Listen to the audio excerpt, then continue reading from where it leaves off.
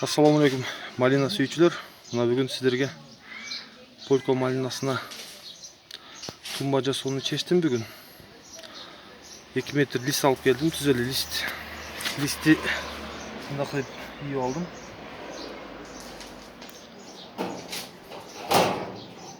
Ушундай кылып 1 метр лист, туурасы узундугу 2 метр. 4 ушундай түштү. 1 2 3 4 düştü.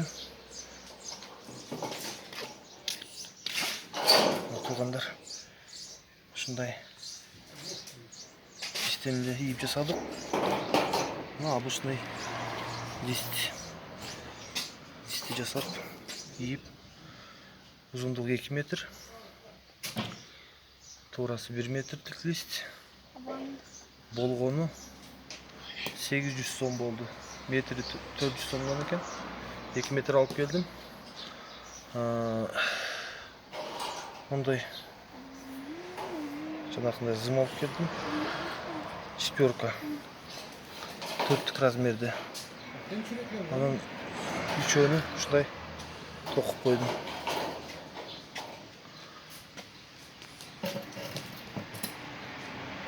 Азыр буюрса раствор жасап, куюп бүткөнүн дагы сиздерге көрсөтөбүз. Мунун размери 15ке 15 болду. Метр кана. Метр бакты. Ушундай туугандар. Бул жанын сайына чейин 15, жол 10,5. Бул жагы да 10,5 болду. Мунун размерин каяктан алдыңар десеңер, менде burada sayızdan kalgan bir tumba vardı. Sayızdan kalgan bir tumba, ошонун размерин алдым. Себеп ал убакта бүт нерсе госстандарт болгон, госстандартка баардык нерсе жооп берген. Азыркы базарда сатылып жаткан тумбалардын көбү төрпүштө коюлуптур. Алар кече барып алайын десем базарда 350 сомдон аябай оор экен, веси дагы. Ушундай 3 бурчтук Союздан қалған тумба бар эле, ошонун размерин алдым. Бул четинен, бул четине чейин 10,5 экен. 3 бурчтук. Отулгандар.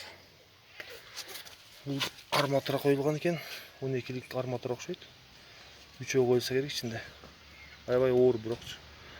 Арматура коюп элем, мен ошол жана четверка зымынан койдум. Үчөөнү. Буюрса азыр раствор даярдап сиздерге кандай тумбалар чыкканын daha görsetiriz. Eğer bir kızıktуу суроо болса, комментарийге суроо калтырып кетсеңиз, бардык жоопту беребиз колдон келишинче. Ушундай туугандар, көрүшкөнчө.